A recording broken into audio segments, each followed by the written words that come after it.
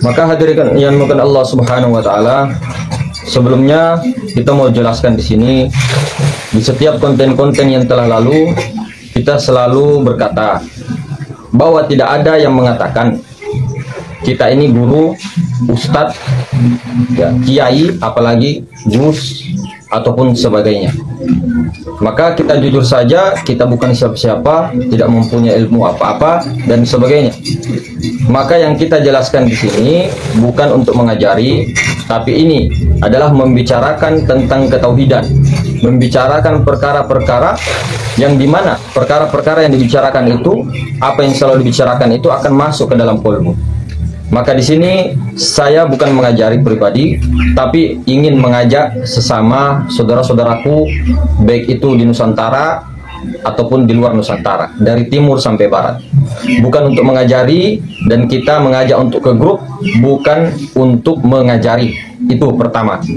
Kemudian yang kedua, selalu ada yang mengatakan bahwa pendapat daripada ulama-ulama di luar sana dimintai pendapat tentang hal itu. Misal, Kang, bagaimana pendapat Akang tentang ustadz ini, kiai ini dan sebagainya. Mohon maaf sebelumnya saudara-saudara, untuk mengomentari itu kita tidak terlalu, karena kenapa?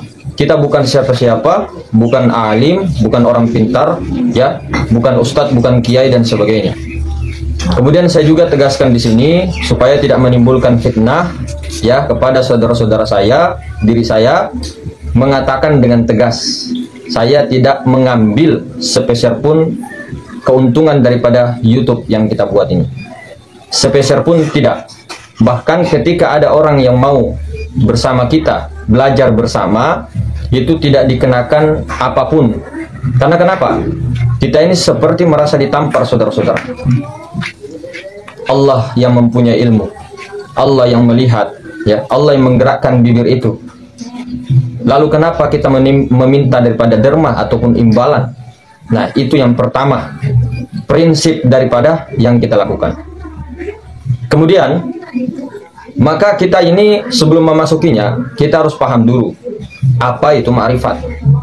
Yang selalu kita bahas ini adalah ilmu-ilmu tentang tauhid, yaitu ilmu hakikat. Ya, ilmu teori tentang makrifat, belum makrifatnya. Karena makrifatnya itu harus kembali kepada diri masing-masing, diri individu masing-masing, bukan kepada kepahaman terhadap ilmu makrifat. Kita tegaskan, anak SMP kalau diajari, ya, tentang jalur ma'rifatullah, ilmu ma'rifatullah, dia akan paham. Cepat pahamnya anak-anak sekarang itu. Anak SMP saja bisa, tapi di dalam kepahaman itu apakah bisa disebut makrifat? Belum, itu masih di tingkatan teori ataupun di tingkatan ilmu. Lalu apa yang disebut makrifat? Makrifat itu adalah tauhid yang sebenar-benarnya. Makrifat itu adalah hakikat yang berjalan, hakikat yang sempurna 24 jam tidak pernah putus. Rasa kesadaran atas ilahi, rasa kesadaran bahwa tiada yang maujud kecuali Allah Ta'ala, dalam 24 jam tidak pernah putus. Itulah yang disebut makrifat. Maka orang yang sudah makrifat, yang dimakrifatkan oleh Allah Ta'ala, dialah kekasih-kekasih Allah. Bukan berarti kita pandai bercerita, ya, seperti kita sekarang ini, misal bisa bercerita makrifat, Nur Muhammad, Nur Ilahi, zikir-zikir apa, pemahaman apa, ilmu-ilmu apa, ya, bukan berarti kita makrifat. Kita tegaskan, makrifat itu adalah tauhid, hakikat yang secara 24 jam berkesadaran terus-menerus kekal dengan Allah. Kekal mengatakan bahwa yang ada hanya Allah.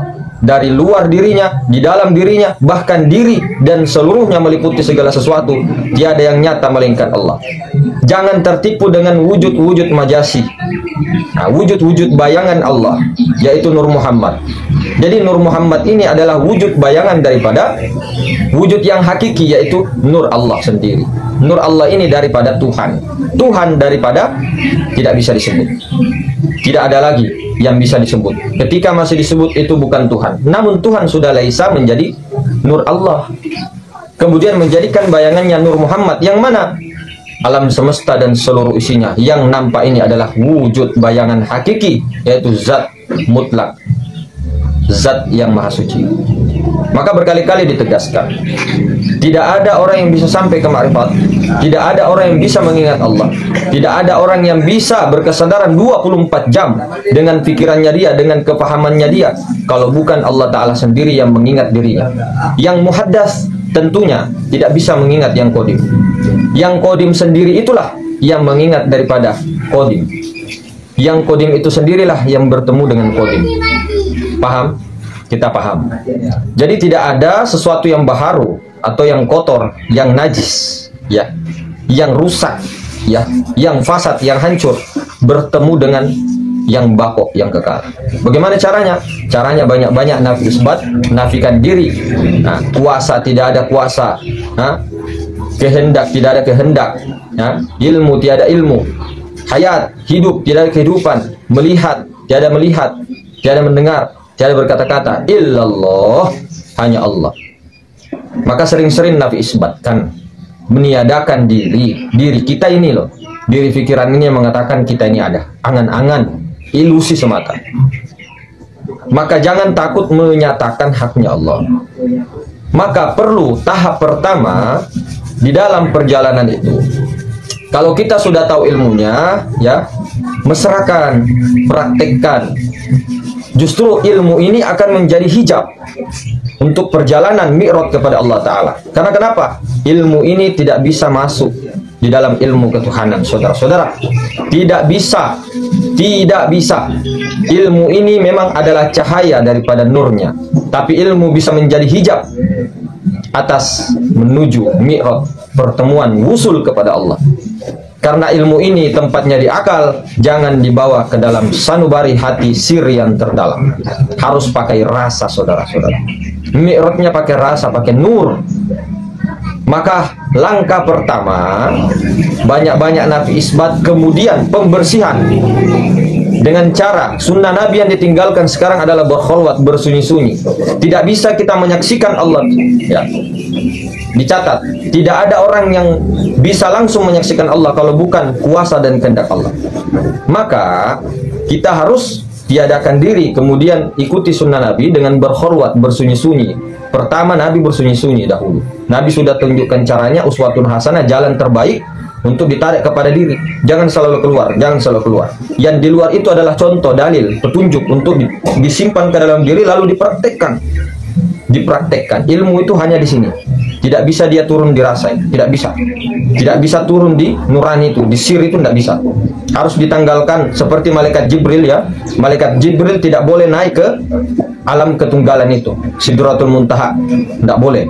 Dia hanya sampai di langit ketujuh itu aja. Tidak boleh naik, tidak ada yang boleh naik kecuali diri itu sendiri. Diri pun lebur di situ nanti. Yang ada hanya Allah. Maka Rasulullah ketika naik mi'raj sendiri di alam ketunggalan itu, alam ahadiyah yang tiada ruang, tiada waktu, ya, dengan kesendiriannya. Kemudian dia melihat ke kanan, ke kiri, atas, bawah, tidak ada siapa-siapa, yang ada hanya dirinya. Kemudian dibilangi, difirmankan, wa fi anfusikum afala tubsirun, wahai Muhammad, di dalam dirimu apakah engkau tidak melihat? Maka Rasulullah paham dan Rasulullah langsung fana di situ, lebur. Ternyata yang ada hanya Allah. Yang ada hanya zat, sifat, asma dan afal, tunggal di dalam wahdaniyatnya. Seperti itu. Maka pertama, kholwat. Kholwatnya ini tidak hanya mesti dilakukan sebentar. Karena untuk pemula itu luar biasa godaan-godaannya. Dia melihat ini, dia melihat ini. Dia kesakitan, ya. Masa lalunya kelihatan, alam bawah sadarnya muncul, kecemasan dan sebagainya. Di dalam perjalanan kholwat itu sendiri, pikiran-pikiran muncul, bayangan-bayangan muncul. Maka ada jalur cara yang itu, Nur Muhammad, jadikan diri daripada Nur Muhammad, kemudian menyaksikan Nur Muhammad. Di sini tahap digembleng, pembersihan melalui diri zahir dan diri batin. Dibersihkan, saudara-saudara. Baik itu penyakit-penyakit dalam diri, meskipun itu penyakit-penyakit sakit kepala dengan banyak-banyak berkholwat, meskipun kita tidak cari keuntungannya, itu akan hilang dengan sendirinya, dibersihkan, ya. Mulai dari bawah tulang ekor sampai ke ubun-ubun dibersihkan semua titik-titik itu. 360 persendian, 360 titik-titik latoif itu. Dibersihkan semua, saudara-saudara. Nah, itu. Kemudian habis tahap pembersihan diri zahir, ya. Kemudian ada pembersihan diri batin. Kecemasan, ya. keegoisan, kemarahan, sifat setan, sifat binatang, ya, takabur, ya, ria, ingin dilihat orang, ingin didengar orang, ingin diakui orang, itu sifat-sifat keakuan nanti hilang lebur. Pelan-pelan, semua pelan-pelan, butuh proses. Jadi guru ini memberikan pencerahan, memberikan teori, ya, itu hanya sekedar teori. Praktek kembali kepada diri. Sehebat-hebatnya gurunya, mau itu gurunya wali, mau itu gurunya malaikat Jibril, ya, kalau tidak dengan kuasa Allah kehendaknya untuk mengatur daripada dirinya dengan kehendak Allah, tidak akan bisa usul, saudara-saudara. Maka guru sejati ada di dalam dirimu, ada di dalam dirimu. Jangan mengharap guru-guru yang zahir. Guru yang zahir hanya bisa mengantarkan kita di depan perahu, kemudian kita berlayar sendiri. Kelihatannya kita yang berlayar sendiri, saudara. Tapi di sini harus dikembalikan bahwa Allah Ta'ala sendiri yang menggerakkan kuasanya itu dengan perjalanan tersebut. Melalui ini perjalanan ruhani, Pak. Perjalanan zahir saja kita harus punya bekal. Apa bekal kita? Pakai buruk. Buruknya pakai apa? Pakai nur, jalur Nur Muhammad. Inilah buruk yang kita pakai, kendaraan yang kita pakai. Nah, disetir oleh malaikat Jibril, kemudian ditanggalkan pada sebelum masuk ke dalam wilayah rasa Allah itu. Jadi rasakan dulu kesadaran Nur Muhammad, fokuskan ke nafas, ya, fokuskan ke nafas sama detak jantung, atau detak jantung dulu, fokus ke detak jantung. Rasakan detak jantung itu, bukan dipikir, dirasakan detak jantung itu. Dia mengatakan Allah, Allah, Allah, Allah. Dia mengatakan Allah, Allah. Nah, kita saksikan yang mengatakan itu adalah Nur Muhammad, sifat hayat itu, zat hayat itu. Nah, sifat hayat itu. Kemudian yang menyaksikan ini adalah Nur Allah itu sendiri. Begitu. Kemudian pergi ke napas lagi, saksikan napas itu adalah Nur Muhammad, dan yang menyaksikan ini adalah Nur Ilahi itu sendiri. Begitu terus diulangi sampai tahap pembersihan itu. Ya, uji-ujiannya itu banyak itu sekali. Karena terlalu kotor kita punya najis. Pembersihan itu banyak sekali ujian-ujiannya, saudara-saudara. Baik itu ujian fisik, ya. Kita punya apa namanya? Ini kram, kemudian gatal segala macam, itu digigit nyamuk dan sebagainya. Kemudian pada saat memasuki alam bawah sadar, gelombang-gelombang apa namanya? Gelombang alfa, udah masuk gelombang alam bawah sadar itu, di situ sudah muncul pikiran-pikiran di situ. Maka ini akan dilakukan terus-menerus, banyak-banyak kholwat untuk pemula seperti kita ini, banyak-banyak kholwat dulu bersunyi-sunyi. Baru ini latihan agar ketika kita kholwat keluar di keramaian, sambil bicara, sambil mendengar, baru bisa teraplikasikan. Kalau kita langsung mau keluar seperti orang-orang yang telah sukses, yang menjalani ritual itu, maka itu sangat sulit. Pasti kita akan lupa, karena cuma di pikiran, belum duduk di rasanya itu. Maka kita harus praktekkan dengan kholwat itu, rasakan. Baru tahap pembersihan, nah, kemudian tahap pemurnian. Nah, pemurnian ini masih ada yang dibersihkan sedikit sekali, sedikit. Jangan ada dua wujud, satu wujud saya. Hanya ada esa wujudnya itu, yang itu wujud Allah, wujud zat Allah. Yang ada hanya zat, sifat, asma dan af'alnya Allah, tenggelam di dalam zatnya. Nah, kemudian sehabis tahap pemurnian ini setelah selesai, maka ada namanya tahap kesadaran. Nah, kesadaran Nur Muhammad itu sudah masuk di dalam rasa zauq. Nah, sehingga rasanya itu nikmat, damai, tentram. Nah, disitulah muncul pencerahan. Nah, ketika muncul pencerahan itulah, disitulah tibanya rahasia-rahasia sedikit demi sedikit terbuka di alam semesta. Makanya banyak ulama-ulama, wali-wali Allah yang bisa mengetahui rahasia-rahasia daripada itu. Nomor dua, orang bisa itu nomor duakan dulu. Orang yang paham Nur Allah, Nur Muhammad, rahasia ini, rahasia itu nomor duakan dulu. Yang penting jalani dulu prakteknya, paham sedikit ilmu, lalu dijalankan mendapatkan ilmu laduni.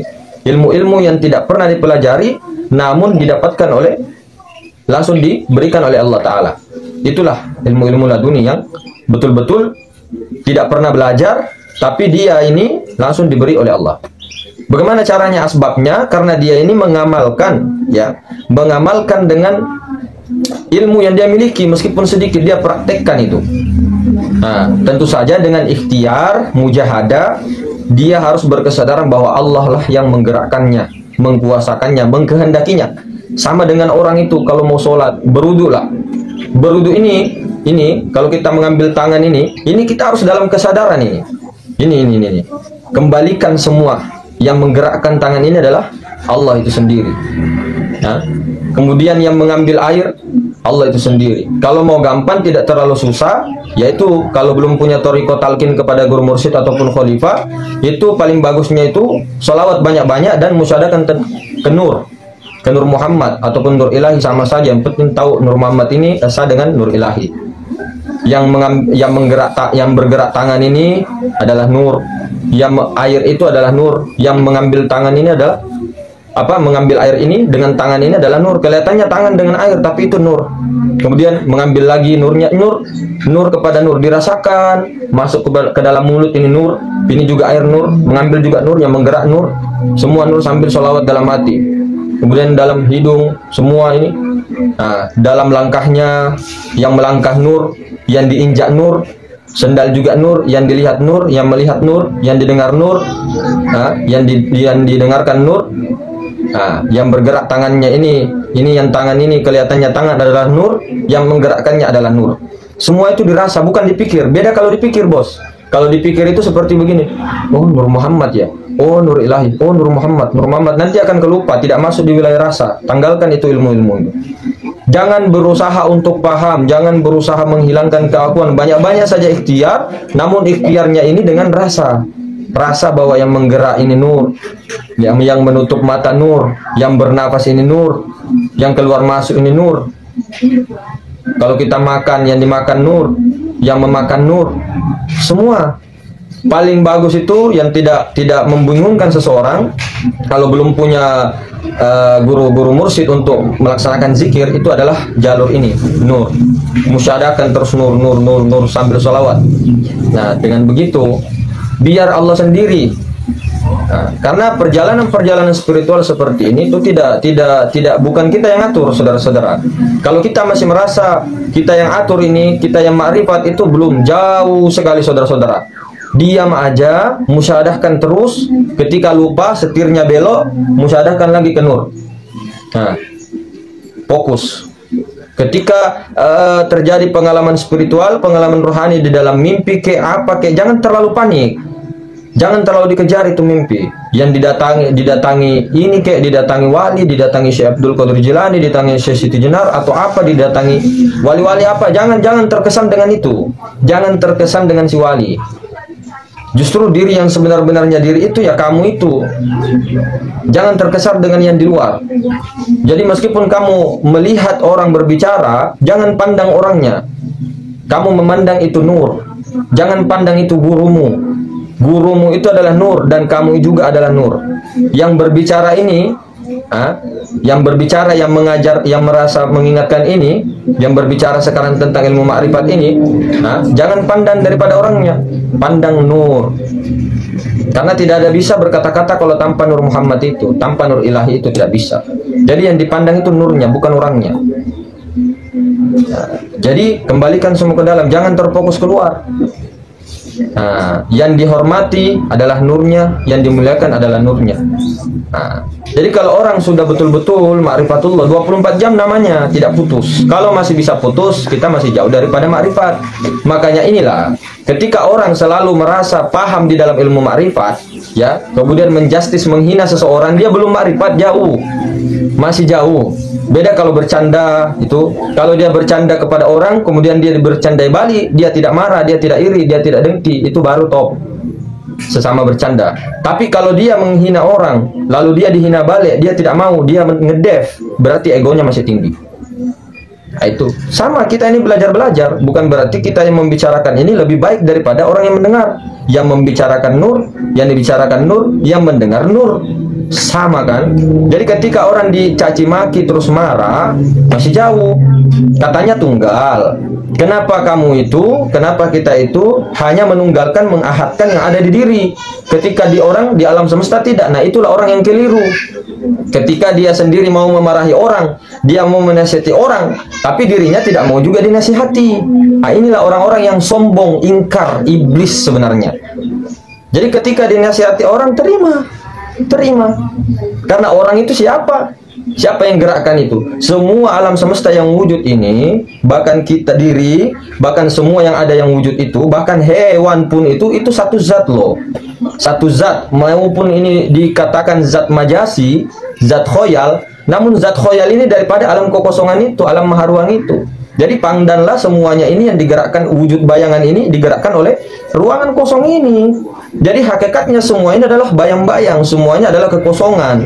Yang ada hanya zat yang tunggal itu, zat maha suci yang maha ruang itu, yang menggerakkan semua apa yang ada di langit dan apa yang ada di bumi. Tidak berbentuk, tidak berupa. Namun jangan tertipu dengan yang bentuk-bentukan itu. Jangan kira, Kak, apakah kita tidak mengira bahwa kita itu sama, zatnya itu satu dengan anjing loh, satu dengan hewan-hewan. Jangan salah. Jadi kalau sifat-sifat kita saja sama dengan hewan atau bahkan melebihi hewan, itu lebih parah daripada hewan, yaitu iblis. Yang dikatakan iblis itu si Adam itu, si anak cucu Adam itu yang keakuan dirinya ada bangkit di situ. Itulah iblis sebenarnya. Maka dalam pandangan kita tidak boleh mengacaukan ritual-ritual ibadahnya orang. Semua punya jalan masing-masing. Satu hakikatnya tauhid. Satu. Jangan kacau keluar. Kita masuk ke dalam diri, jangan keluar. Ketika belajar juga berguru, jangan mensyirikkan Allah. Begini, kita memuliakan seseorang atau kita menghina seseorang, jangan lihat daripada orang itu, lihat daripada nur. Mendoakan seseorang pun dengan nur. Mendoakan Nabi Muhammad pun nur. Di dalam batinnya Ahmad itu, Sayyidina Ahmad, Rasulullah SAW, Nabi Muhammad adalah nur juga. Nur juga daripada Tuhan itu sendiri. Guru kita juga adalah nur. Jadi jangan pandang gurunya, jangan pandang muridnya, jangan pandang anak kita. Anak kita pun anak kecil. Misal anak kecil umur 3 tahun, jangan pandang dia anak kecil. Kau tahukah kita itu tunggal. Umurnya sebenarnya sama, cuman kita yang duluan lahir ke dunia. Kita yang duluan diadakan dalam bentuk jasad ini. Jangan pandang, jangan tertipu dengan jasad. Meskipun anjing, kata Sayyidina Ali, meskipun saya diajari satu huruf oleh anjing itu, maka dia menjadi guruku. Jadi guru itu di dalam, guru sejati, ya. Namun guru juga yang alam semesta ini, karena dia itu adalah zat yang maha tunggal. Bukan cuma di dalam itu, tapi frekuensi yang paling top, yang paling menentukan kehidupan adalah dirimu sendiri. Bukan dirimu, tapi dirinya. Sang aku tunggal iku, di dalam aku ada aku, di dalamnya ada aku sejati itu. Nah, itulah yang mengontrol chip-chipmu semua, mau kemana, mau berguru apa, mau ini, diajari ilham ini, intuisi ini, dan sebagainya. Itu yang diikuti. Nah, begitu. Yang penting jangan pandang orang, jangan pandang makhluk, jangan pandang alam semesta. Alam semesta sudah lebur, dirimu sudah lebur, badan tubuh sudah lebur, wujud-wujud semesta ini sudah rata dengan hakikat kekosongan. Yang mengendalikan segala sesuatu adalah zat itu sendiri. Ya, mungkin begitu saudaraku. Lebih dan kurangnya dimaafkan. Wabillahi taufiq wal hidayah. Assalamualaikum warahmatullahi wabarakatuh.